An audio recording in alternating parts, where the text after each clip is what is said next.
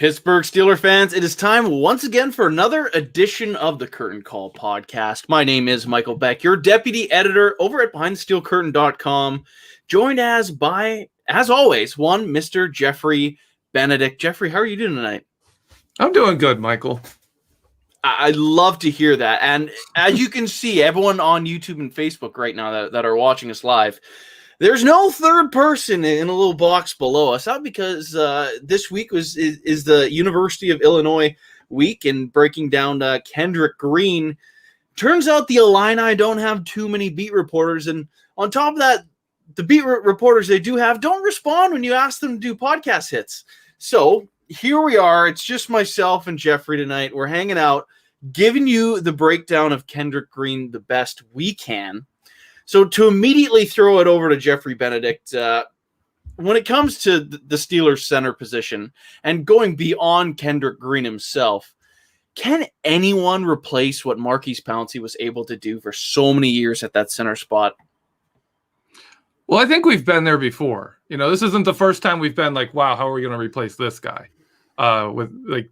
We had that with Mike Webster, and we got Dermontti Dawson after that. Dawson, when we lost him, we were followed with quite a few actual decent centers between Dawson and Pouncey. There was also some not as good ones. But mostly the Steelers have a good line of centers. For Marquis Pouncey, replacing him as an individual is going to be hard. I think he meant more, Dermontti Dawson, you can watch his highlights and just be like, wow, like few people could do what he could do from the center position. Marquis Pouncey was a great athlete, but he wasn't as dominant on film, as a Webster or Dawson. But Marquis Pouncey was great in the locker room. He was a heck of a leader. And that team, that offensive line started when they drafted him in 2010, and he's just been a rock in the center of that line until last couple of years he started really slowing down. Yeah, and I think one of the things the Steelers are going to miss most about Marquis Pouncey is he was that dude in the locker room. He's firing people up. He's the guy, if there's a fight, the first person there, it's going to be Pouncey throwing those haymakers. Now, if anyone's given Ben a chip or something, any of that late stuff, now one of the things I really like about Kendrick Green, he's a fiery personality. I think he could be someone that could immediately step in, hopefully not step on toes as a rookie and try to take on too much leadership. But the way he is and like the clips we've seen of him when he was drafted by the Steelers, we saw him like getting fired up. He chucks the expensive sunglasses across the room as soon as he hangs up the phone with the Steelers. I think he's that dude that if stuff hits the fan, he's going to be in the middle of it, much like Marquis Pouncey was. What do you think of Kendrick Green's personality in that little kind of snippets we've seen since he's been drafted? And do you think that bodes well for a rookie in the NFL having that kind of intense personality, or is that something he's going to have to figure out a way to kind of roll out slowly as he becomes more of a veteran player in this league? Oh, I love that side of him. Like watching that video where he got drafted, he looked like like a bull in a rodeo waiting to get let loose. Like he's in there just like he's bouncing around and he's ready to hit somebody, and he just got off the phone. You just got drafted and you're ready to like run through a wall. That guy was ready to go. So I loved that. And I think he definitely can be that guy that, says, all right, if you want to go after my quarterback, then it's on. Like Marquis Pouncey never shied away from getting suspended. Like we saw that with Myles Garrett, Mason Rudolph, kicking someone a little far, but punching them in Pouncey the helmet. Doesn't care. Pouncey didn't care. Pouncey was that dude. He's like, no, you already crossed the line. It's on. It's a bar fight. Like we're just gonna throw down until we get separated. He was that dude, and I think Kendrick Green, I think he'll embrace that kind of personality as well. And he is definitely a guy you could see, I would see. And really, I think that's a great way he can ingratiate to his team, man. If someone takes a cheap shot at a quarterback, even in preseason, just go get them, go do the thing. And that's teammates love that. Your teammates love that. Oh, absolutely. And one of the things I'll never forget about Marquis Pouncey is that primetime game, I believe it was 2018 against the Carolina Panthers. The Steelers were beating the snot out of the Panthers that game.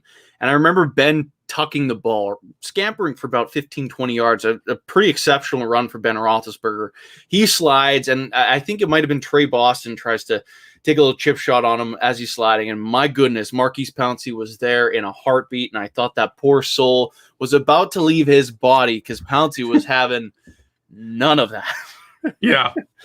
Oh, yeah. I love it. There's a reason Ben loves that guy. That guy, he's got his back. And hopefully that's exactly what the Steelers get out of Kendrick Green. One of the things that we saw the Steelers do with Marquis Pouncey, he started right away. The first snap his rookie year, he was that dude. If the Steelers give Kendrick Green a chance to start right away, could he take that job on day one? I think he can. It depends on what they're asking of him. Like, you've got to make sure that the job you're asking him to do is playing to his strengths. You've got to make sure it fits right. But yeah, he has a shot at it. He has a chance at it. And again, it's BJ Finney starting out there. He's the veteran. So it's going to be interesting to see how the offense works and what specifically they want from their centers, because that's where you're going to see how well BJ Finney and how well Kendrick Green fit early on. Yeah, you know what? I have a hard time believing that a lot of these rookies won't get playing time right away, especially the higher draft pick guys. When it comes to center spot right now, the Steelers really have Hassenauer, who's the longest tenured guy, technically. He's had the longest consecutive years on the Steelers. Then you got Finney, of course. He spent the most time with the Steelers, but struggled mightily on two very poor offensive lines last year. I think there's going to be a real shot of Kendrick Green kind of grabbing that brass ring and starting right away. Do you see any major concerns with that? Like, do you care that the Steelers would be giving a third round pick that like an extraordinary amount of playing time that early, especially because he's only played 4 games in his career at center and 28 others at guard? Well, beyond that, he has admitted he has never done a shotgun snap. He didn't play center in high school. Illinois ran almost everything out of under center, and he didn't play center that much. So he's going to be shotgun snapping in a game for the first time if he starts for the Steelers. That's something. That's right there. You have pictures of in your head of that snap from Marquis Pouncey in the wild card game where he slightly mistimed, his leaving his feet. He started to move up into his stance a little too early and it pulled his hand. And the ball goes sailing. Just watching that play, the number of times I watched that play, it shows just how center is incredibly about repetition and doing the exact same thing. And your every motion you make being timed, right? Like you start boom and you don't start moving your knees until this point. And that's when you explode forward. Because if you throw off that snap, the whole play's gone. The whole play is gone. So for me, that's the question mark is this guy, he's not a center. Not yet. He has to become a center. He's an offensive lineman who's filled in at center. He's shown he can do it, but he needs to be a center if you're going to put him in there and start him every single game. Because if people get film on him and realize, hey, if you get in his head a bit this way, you can mess with his ability to snap. I mean, he's going to be in trouble. Yeah, as someone who played that center spot for a better part of 15 years, you spend 10 minutes before practice just doing snaps. Whether or not it's with the quarterback, you're just doing it every single day. Before games, you go out early, you practice snapping, snaps. It is a ton of repetition. Typically, not something someone picks up immediately. There is a little bit of technique obviously to it, and like snapping and stepping at the same time, and being able to do a kick slide, moving backward and snapping the ball, or laterally, or being aggressive with the nose tackle over you. It's all these things that you got to figure out how to step every single direction in an awkward stance as it is, while being accurate with the snap, which should be in the same spot every single time you snap the ball. Of course, Marquis Pouncey was kind of a shotgun snapper, in the sense of the ball went everywhere. What you want from your center is the ball to be going between the numbers of the quarterback every single time. Catch, same thing, to the point where quarterback doesn't even have to watch the snap. They just know it's going to hit him there. Marquis Pouncey, it was coming any direction. And that was his thing his whole career. So I guess having Ben as your quarterback makes that a little bit easier, but I definitely think there's a bit of concern when it comes to not doing those snaps, and something Kendrick Green is going to have to commit to all offseason long. And this preseason will be huge. If he looks decent, like I'm not even talking like a top 10 center in this league. I'm talking like if he looks fine, do you think that's enough for him to be the week 1 starter? No. I don't think it is. I'm higher. I know a lot of people are really down on BJ Finney because of what he did last year. But we've actually learned like he wasn't able to work out where he was. COVID hit. He didn't have he's making up stuff on his own. He didn't have his own home gym. He didn't have, that set up. He's a guy who goes out and all of a sudden he's locked out. He has no workout. And NFL shape isn't like, hey, I can run around the neighborhood, jog here, and I can lift some sacks of flour or something, that you do when you're a kid and you don't have a gym. But you can't NFL train if you actually lose access to your trainer, to your equipment, to your so he's talked about that. He was not in NFL shape when he went to camp, for when he actually showed up for the Seahawks.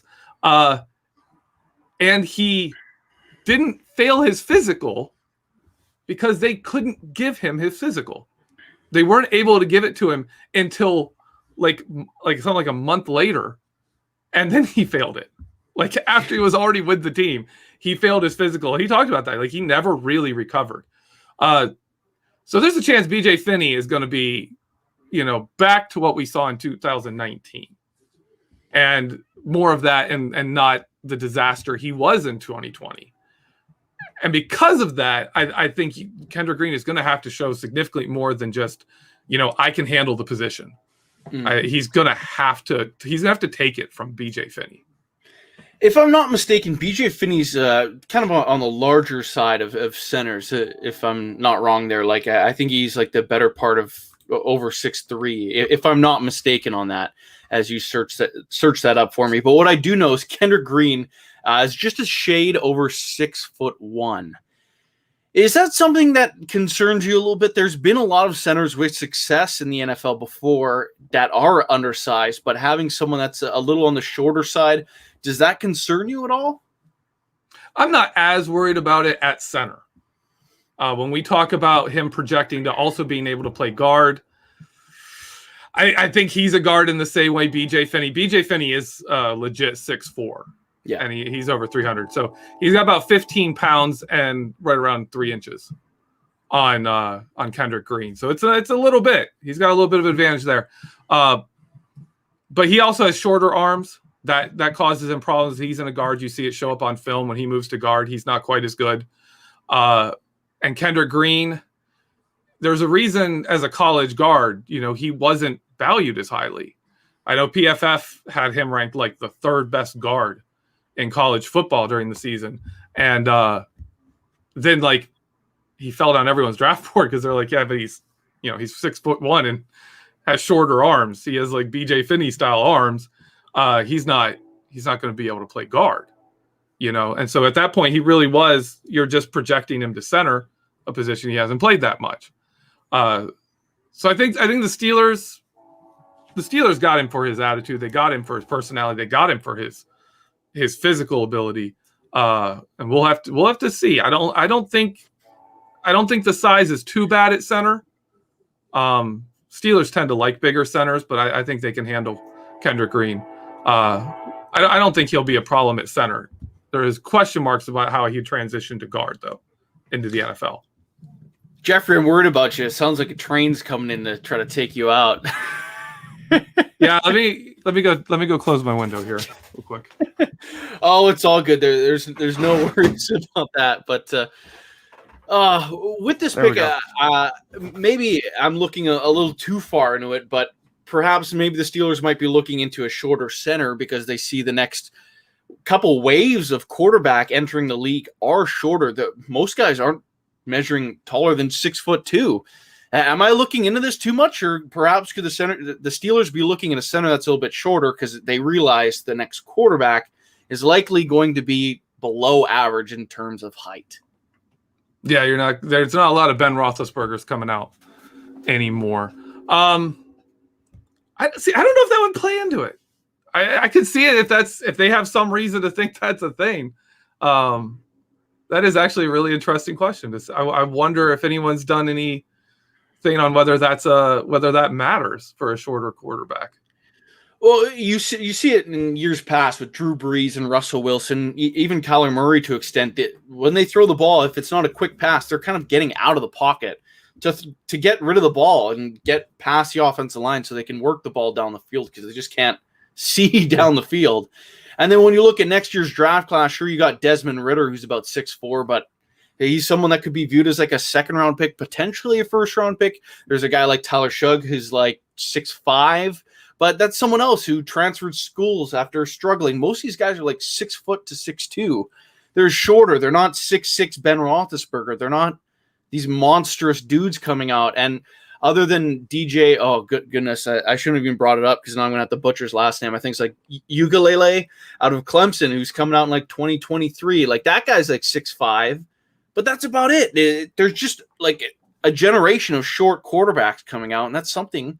If the Steelers don't view Mason Rudolph or Dwayne Haskins as the next guy, that's something they're going to have to take into consideration because there just isn't the height coming out anymore. So I guess we can't really dwell on this quarterback thing because that's future years problems. But getting back to Kendrick Green specifically, when it comes to his best attributes, one of the things that I've seen a lot is people rave about how good he is as a puller, and Steelers do that a lot out of our center. Would you agree that that's kind of his best attribute and one of the reasons why the Steelers took him as high as they did? I'd say his mobility definitely is a big factor.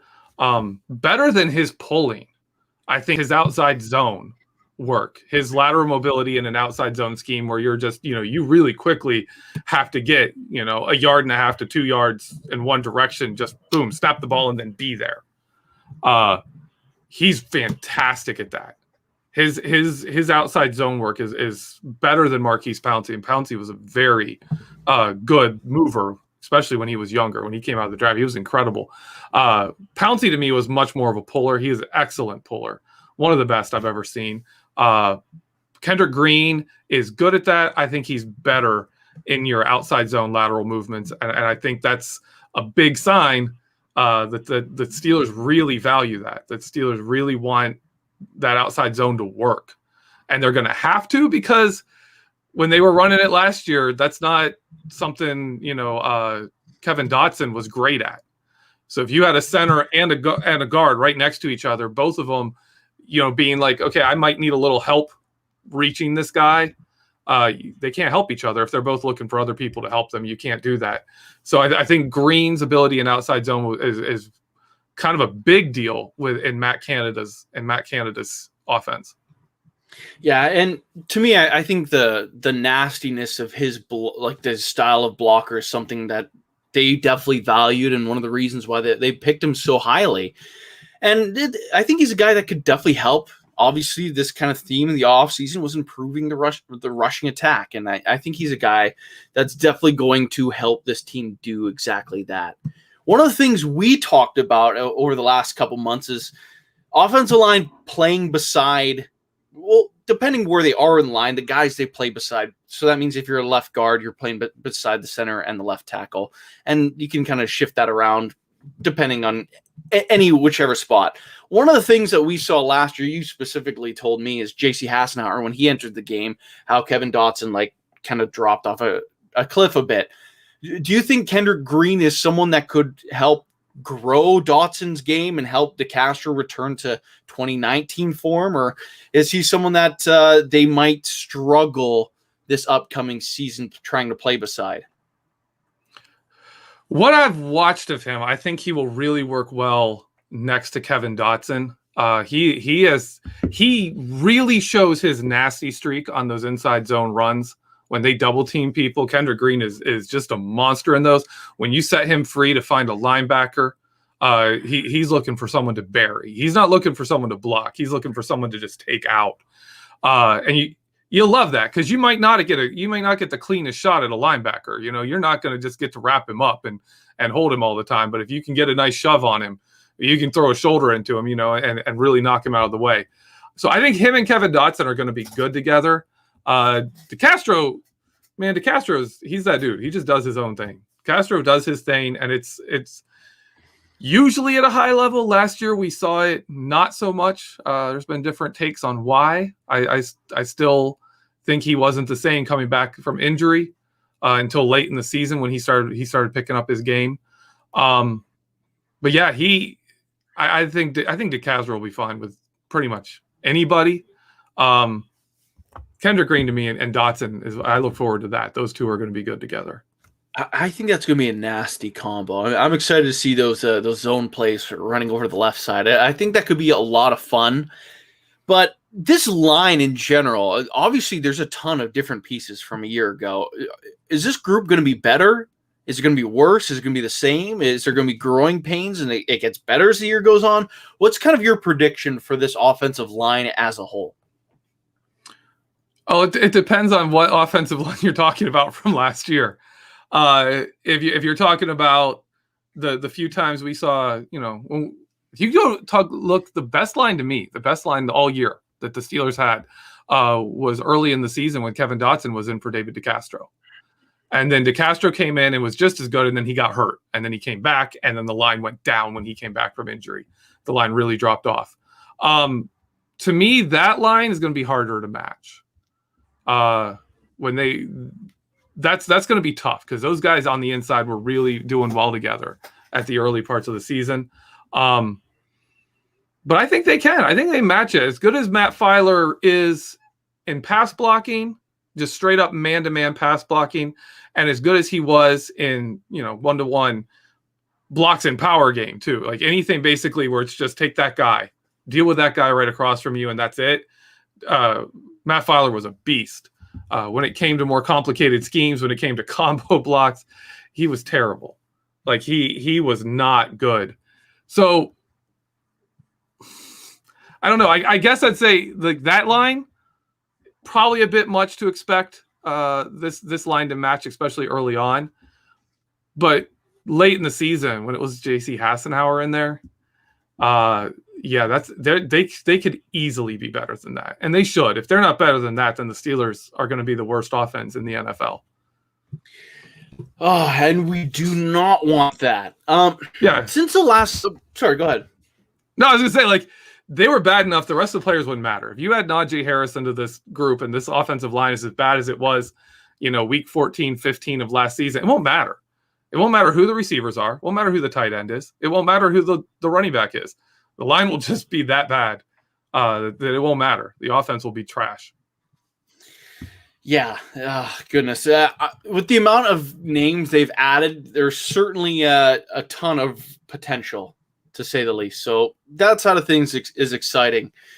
Since the last time we spoke, though, of course, rookie minicamp went down. One of the things that happens at rookie minicamp, and this obviously the Steelers aren't the glitzy team that likes to do some grand kind of announcing of their rookie jersey numbers. They kind of just like, oh, they're here now. This is their numbers because that's what we put in their locker. Kendrick Green took 53, the old number of Marquis Pouncey, for more than a decade. How do you feel about that? Just a rookie coming in and taking a number of someone who could be a Hall of Famer one day and taking it basically as soon as someone could possibly take that number. Yeah. I found that really interesting off the bat. And then I was reading an article about him where they interviewed his brother. And his brother talked about, like, from the minute he switched to offensive line, even when he was playing, a little bit of offensive line in high school, he loved the Pouncey brothers. He followed like them at Florida when they were blocking for Tim Tebow. He followed them in their NFL careers, and he wore 53 in college because he wanted to be a Pouncey brother. He wants to be like the younger Pouncey brother. And now the Steelers are like, well, here you go. Here's your chance. You can't be a Pouncey, but you can replace one. So he's getting his shot. And I mean, you have to love that they went out and got a guy who idolized and molded his game after Marquis Pouncey. And he comes in and he's taken that challenge up right off the bat. To me, that's more he's given an honor to the number, and also setting a high standard for himself right off the bat, saying I want to live up to this. I want to be like the Pounceys. And hopefully he is. Hopefully he's as good as, even if he's as good as Mike was. Marquis was clearly better, but if he's as good as Mike Pouncey was when he was healthy, the Steelers are going to be great shape. I remember watching the 2011 draft after Pouncey was taken and Marquis and being like, Mike Pouncey, like chanting it until he went like 4 picks earlier, something like that. Yeah. To the Dolphins. It just my heart was crushed that we couldn't have both of them. But oh well, David Castro, that was the Cam Hayward draft. DeCastro came the year after. Hayward turned out pretty good too, so I'm not complaining too much. We're gonna be okay with that one. Yeah, but I'm someone that doesn't like retired jersey numbers. Like, you can honor people in other ways, especially in a sport like football where your off-season roster is 90 guys. It just doesn't work. So, like, in the same sense, like, all right, like, you're going to give this guy's number out, but then you're not going to give out Heath Miller's, who, because of his stats, will never be a Hall of Famer. Like, I'm someone who fights for Hines Ward to be in the Hall of Fame every year, but he's still not there. You won't give out 86. Like, at some point, it's like, all right, where do we like draw the line here? It doesn't make any sense. And at some point, are we just going to start issuing all these numbers? I don't know. How do you feel about jersey retirements in general? And is this just kind of a ridiculous thing? I think there are a very specific few who should be retired, and that's it. Like, you have to pick one or two. Like, Mean Joe, don't touch that number. Like, just don't agree. Just don't go there. But after that, like, I'm okay with pretty much anyone after that point. Just gotta show respect what you're wearing. I always liked how colleges have been doing it now, where they like bring in the old player that used to wear that number and kind of make it a big deal. Of course, they have more players, and they have players every 4 years coming and going. But I would love that. Like, if they made a deal about it, like if you wear 32, like, they're going to do a thing with you and Franco. Like, you're going to put on, when Ben retires, the next person to wear number 7, should have some kind of thing involving Ben Roethlisberger. Oh, exactly. And like, one of the things that like kind of started this conversation for me at the very least was when J.J. Watt comes and signs with the Arizona Cardinals. Some guy that played on the Cardinals when they played in Chicago, who's long since passed away, they retired that 99 for. And they asked his family, oh, can J.J. wear 99? And they're in an awkward spot. They can't say no. Like it's just a bad look if you were to say no. So it's like, what's the point to begin with? Just let them wear the dumb numbers. Whatever. Just a tangent. But before we get into our break, I do want to ask this one last thing on Kendrick Green. Do you think he will be good? And do you think he will be good right away? I think he's going to be good. Not like really good. Not Marquis Pouncey good. But like, think Kevin Dotson. He had flaws, but he also showed like, whoa, we want this guy on the field. I expect Kendrick Green to be kind of a Kevin Dotson. Kevin Dotson, obviously, he had weaknesses, and the Steelers were just like, you know what? We'll just let you go do your thing, and we'll have everyone else around you figure out, how to cover for your weaknesses. You just go brutally, murder people in the line. Yeah, I 100% agree with that. My thoughts on Kendrick Green, I feel like he's a very good comparison to Kevin Dotson his rookie year. The only difference being Matt Filer was definitely someone that you could argue is like, well, Matt Filer is a solid offensive lineman. I feel like Filer's further along than BJ Finney is, hence why Kendrick Green is more likely to play, and then the Steelers were more likely to turn the position back over to Matt Filer when he came back from injury. Whether or not that was the right decision, it wasn't, but whatever. Agree with you there. So with all that being said, if you're listening on the audio platforms, just click over to part 2. We will be breaking down some other Steelers stuff. If you're watching on Facebook and YouTube, just hang tight. We will be back in just a moment.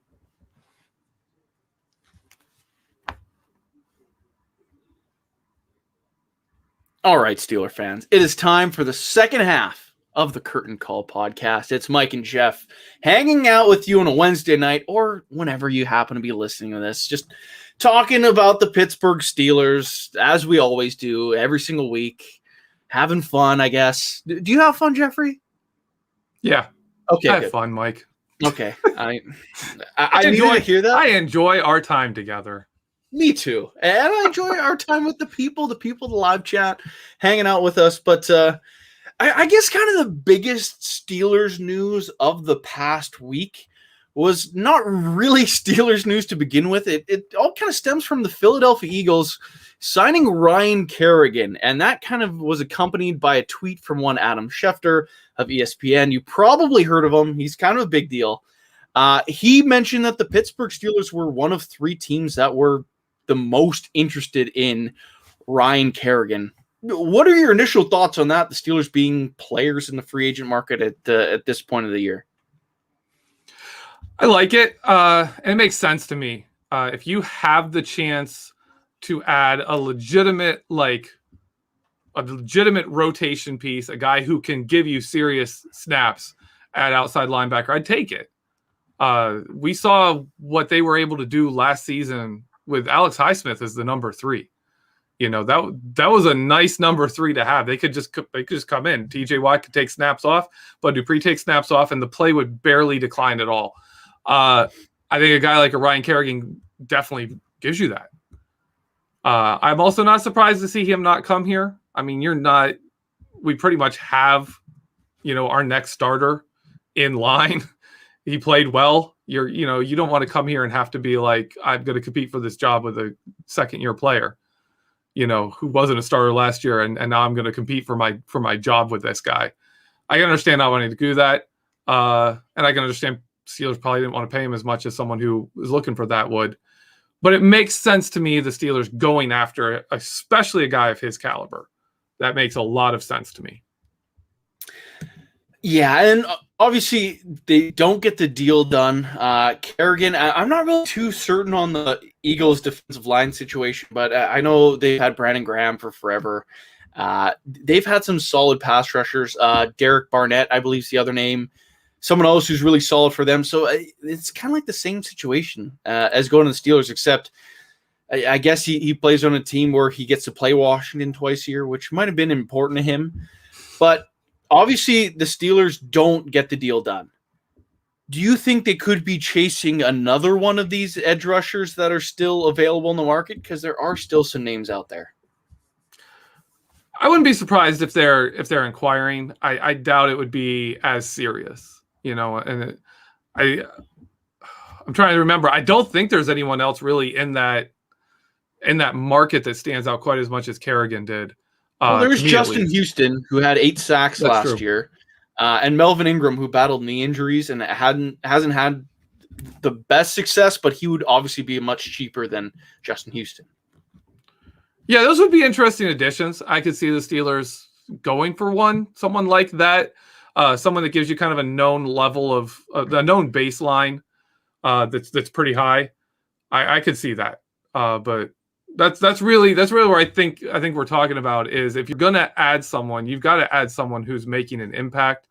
You're not going to add someone to compete with, the other backups.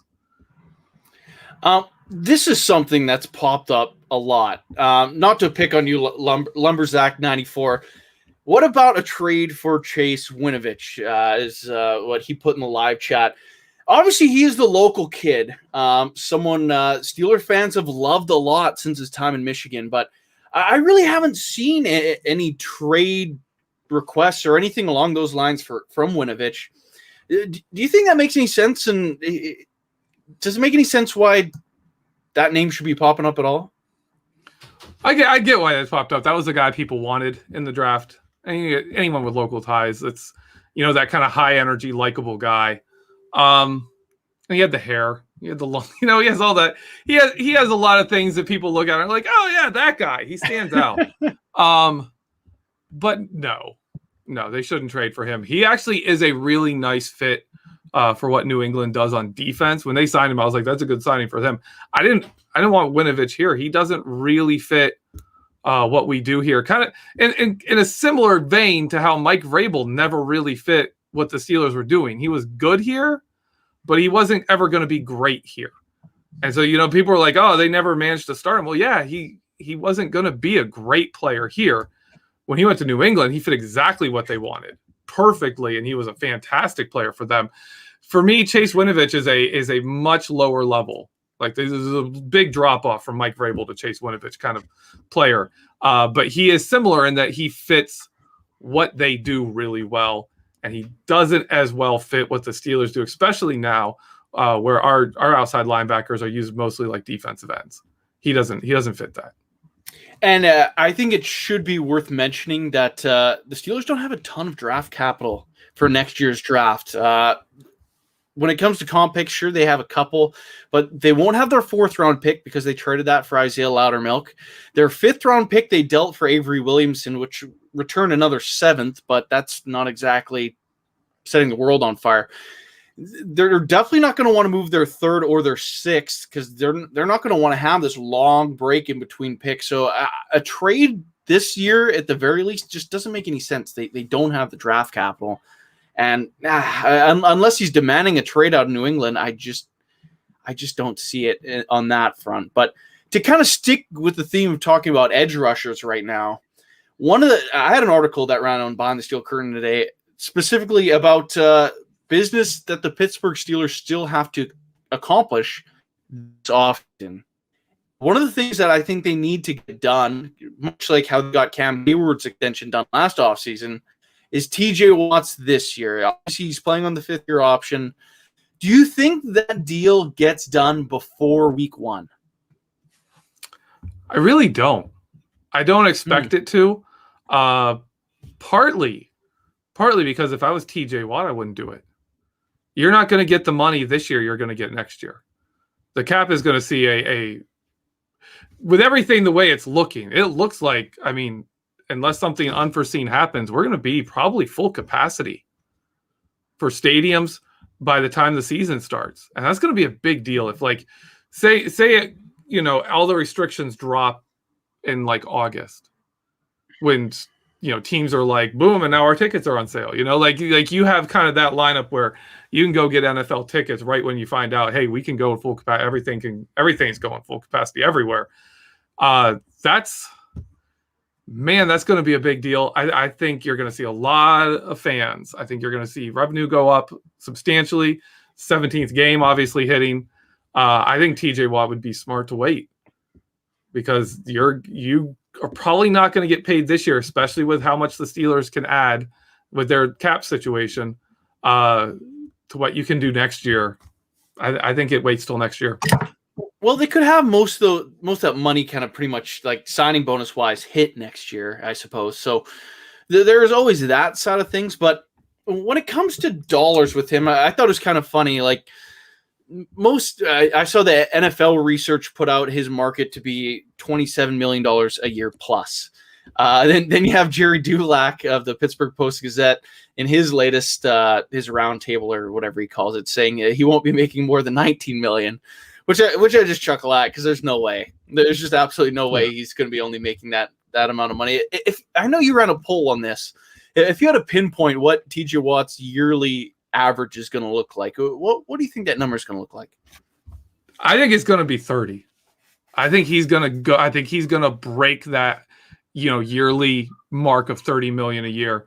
And I don't think you're going to see a discount from TJ Watt. I don't think you are.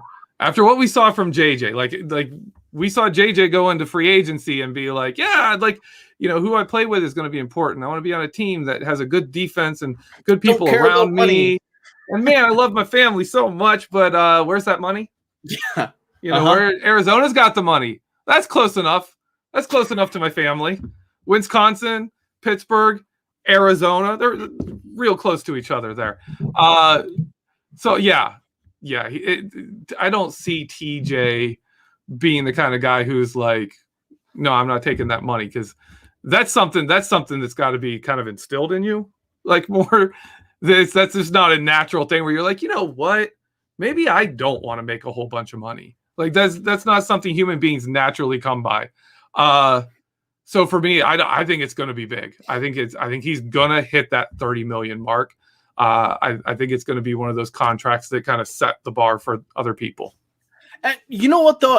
I feel like there's a 0% chance he goes anywhere else, though, unless he is hell-bent on leaving the Pittsburgh Steelers, which I don't foresee. But the Steelers are going to be a team in transition once Ben is gone. They're going to need those big faces. They got to sell tickets, and they're going to have to do it without Ben Roethlisberger's face on the billboard. And whether or not you think it matters, it matters. I think TJ Watt is someone that pushes the needle. So I think he's obviously a great talent on the field, the best outside linebacker in the game. That's unquestioned. You could debate who the best pass rusher is, or the best edge rusher specifically. But when it comes to straight up outside linebackers, there's no one above TJ Watt. He's that dude. So I guess with one last TJ Watt question, do you think he's someone that could get like that max term, like 8-year contract? You don't see those a lot, but could TJ Watt be a guy that gets something like that, or would even want it? I doubt he'd go for it. Like, yeah, he's probably going to set himself up. In my opinion, the way to handle this is you go, set the new record, set a bar, get some number that stands out, like a 30, like hitting 30 million, and then get a new deal available before you're 30. Keep that, like when I'm 28, 29, I can get a new deal. So I'm looking more in that range. Not a big number of years. Yeah, I could kind of see stuff along those lines as well.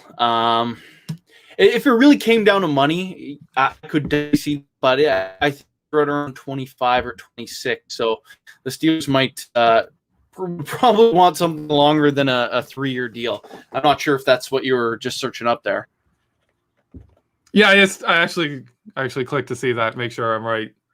But yeah, 4-year deal puts him at 30. So he's not going to be able to get that. Yeah. I thought about that. I was like, wait a minute, this is his 5th year, not his 4th year. We're going, yeah. Aw, shuck. Sorry, TJ. You're just going to have to make a boatload of money here. Oh, well. Yeah, you have to. Yeah, well. Whatever. Kind of getting back on track with kind of the theme of the show. I know we were talking a lot about Kevin Green in the first half. Kendrick Green. Excuse me. We will iron out those kinks before the season gets here. But specifically the offense now. I know we talked about the offensive line, but today there's a bunch of national media talking about Ben Roethlisberger, and there's a lot of people actually kind of supporting him, saying, if he doesn't have to throw 50 passes a game, he'll be better. If there's a running game, this and that, Ben could be really, really good. Do you think this offense will be better than what it was last year, considering all the moves they've made? See, this is tough. Because I'm gonna put this out there again. In the games where J.C. Hassenauer didn't play significant snaps, sorry, J.C. Because that's the like, I don't want to call it the straw that broke the camel's back, but that's the point. Like, that's the easy signifier. The offensive line was in tatters when J.C. Hassenauer was forced to start. Like, you're bad off when your number 3 center is now a starter. That's a bad situation. When the offensive line was missing enough people to pull that off. where J.C. Hassenauer was forced to play, they scored 18 points a game. In the other games, they averaged exactly 30 points a game. That's not a bad offense, right? That's not bad. And that's not counting the wild card game where they scored 40. They hit 40. So for me, obviously there's some defensive touchdowns in there, some odd ones, but they weren't doing that under Todd Haley with Antonio Brown and Le'Veon Bell. They weren't scoring 30 points a game. They did that last season. And they did that when the team couldn't run the ball. It was like the weirdest thing. Like the offense wasn't good, and yet we scored 30 points. And you're like, oh, I don't think this offense is very good, and yet we scored 30 points. We saw it even in Indianapolis when Pouncey was back before then he had the COVID and he was out again. The line came together, and they scored, I think, 28 that game. Like they were right up there close to 30. So for me, the offense being better might not be just, are they going to score points? I'm looking for an offense that controls the game more, because we saw a lot of long drives, but we also saw a lot of quick 3-and-outs last year. We saw a lot of that. And I want to see an offense that gets you some more sustained drives, more frequently sustained drives, even if they don't result in touchdowns. Yeah, I'll have to say, to add on to that, I'm kind of surprised J.C. Hassenauer is still on the roster. To your credit, like he was so bad last year. I'm like, yeah, this guy's done. The second the offseason hit the brick skid, you're done. But he's kind of Dan McCullers-ing himself onto the team right now, just sticking around, kind of like a roach in a nuclear apocalypse. It just won't go away. So I guess Hassenauer is still here. So, well, Vince Williams, if you watch his rookie season, Vince Williams was pretty bad. Like he started a bunch of games and he was pretty bad. Wasn't that Hassenauer's second or third year though? He wasn't a rookie. I think it's his second season, yeah. But he was like bouncing around. That was his first real. I think they see in him a guy who is 2 years from that role. He's a year or two left from that role. And again, we don't know what impact COVID may have had on anyone last season, but they see something in him that they want to keep him around. Yeah, I definitely suppose there could be something there. I just don't see it. I think Hassenauer stinks. But well, he was from Alabama, and I think Najee Harris has actually brought him up when he talks about players on the Steelers that he knows. So maybe they were like, hey, we'll keep him around because he knows Najee. I don't know. Najee. Maybe. I hope not. I don't know. But just to take things a step back, earlier I asked you about edge rusher specifically in signing player. If I had to make a prediction, I feel like they will sign a defensive player in some capacity over the coming weeks. I feel like that will happen. But on the offensive side of the football, I feel like this offense is pretty much set for this season. I don't foresee any changes. Could you see any player addition or movement on the offensive side of the football whatsoever at this point? I'm trying to think. I don't think there's any real room for it at that point. We've got depth. We've got our two main tight ends. We've got depth there behind them Zach Gentry's a fine number 3 tight end. Like not many teams have a really good number 3 tight end anymore. And Raider can compete with them too. So yeah, you've got 3 and 4. They're all right. Wide receiver room is stacked. You're not adding a wide receiver. Do you need a 5th? Over Ray McLeod, I guess maybe, but yeah. I doubt it. I think honestly, if you're adding someone at this point, it almost have to be at running back. Yeah. You'd have to be just able to sit there and say, you know what, we'll take this guy over Benny Snell. If Benny Snell comes in, has a bad camp, But that's really what stands out to me is now at this point, I think this roster is set for camp. They've got, especially with the amount of youth they have. If you bring in a veteran, the youngest team on average in the league, the youngest. It's crazy when you have an almost 40-year-old quarterback, but yeah, and even look at our defensive line. That's not youth. Tyson although Cam Hayward and stuff into it, they're not young at all. There's only 3 old guys on the team, and Joe Hayden. Yeah, Joe Hayden out there, and then everyone else is super young. Yeah. I could see them adding a veteran for cut downs. I've said it before, but there's 1,000 free agents that are on teams right now. They're going to be free agents. There's over 1,000 of them. So when that hits, they start cutting people. You can add someone to your 53 then. To me, that's when to do it. Right now, I think they're going to stop and just see what they have. Offensively, 100% agree. I feel like they should still try to make this defense a little bit better depth-wise. The Steelers' defense is complex. I want them to work through training camp and mini camp if they show up to that. So I'd really like for them to have those bodies here now defensively, more specifically than anything else now. Where do you see them adding something on defense? Because I think, especially defensive back, I think they're a lot deeper. People say defensive back, but I think they're significantly deeper than people think they are there. I think they need an edge rusher, though. Like, TJ Watt needs his rest. Like, he's a 100% effort guy. He can't play 100% of defensive snaps.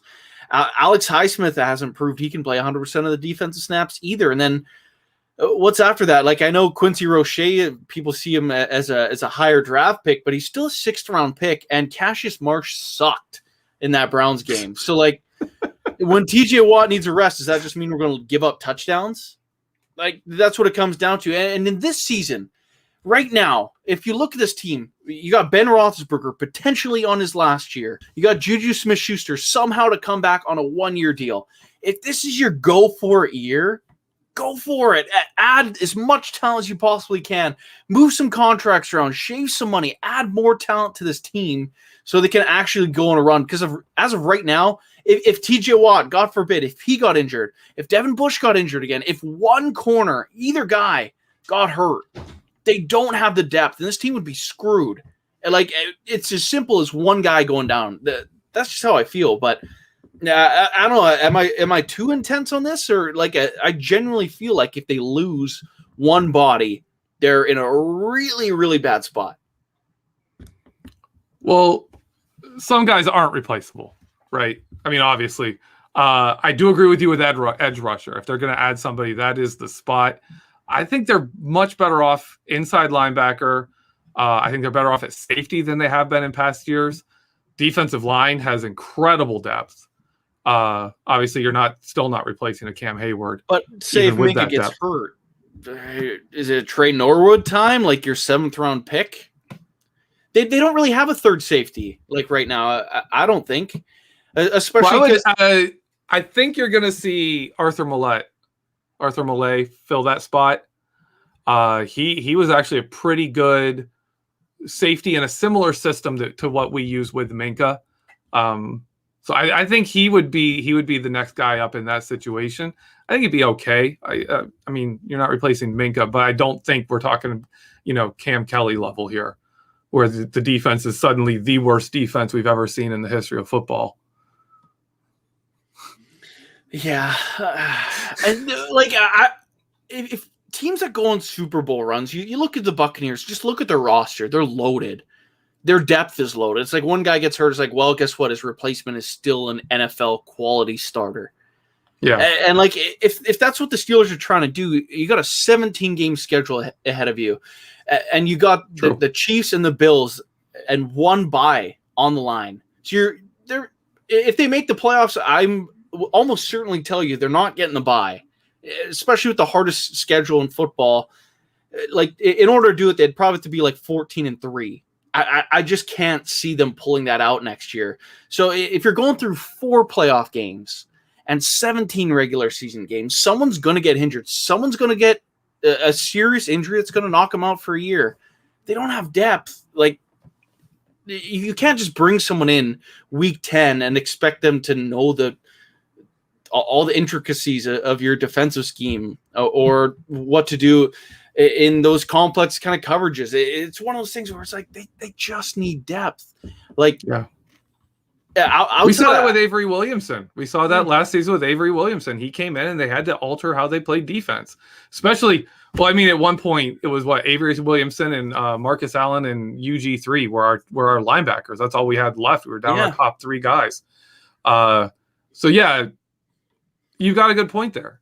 You got a good point, which also, kind of comes around to, if you're talking about like we need to be able to move this defense with or without top players because we've got the extra game, because of how the NFL is going, you know, how are you justifying paying one player a ton of money? You know, would you rather have depth, or would you rather have star power at the top at that point?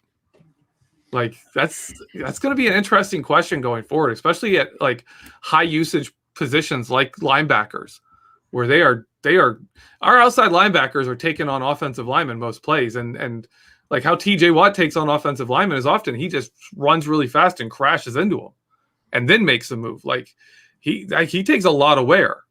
Is it worth really going for those high end guys? Or are you better off, you know, trying to be deep, like more like our wide receiver room is? Yeah, and that's one of the things, like some of these things you can take from these past Super Bowl champions. Where do they invest their money? Like you look in the Patriots when they went on their tears, they had no money in their running backs. They had no money in their receivers. They put their money in edge rush, in linebackers, into their defensive backs, into their quarterback, and protecting their quarterback. Like there's some like kind of vanity positions where like receiver, it's great to have a big time flash receiver, but unless they're just playing out of their mind, it doesn't translate to this success in the playoffs. Like Antonio Brown never had like these crazy playoffs where he took over games. Like sure, he has a Super Bowl ring now, but he really didn't do all that much for the Buccaneers in that run last year. Like look at the highest paid guys right now. You got Michael Thomas. The Saints have been the biggest choke artists in the playoffs the last half decade, and you keep looking around the league.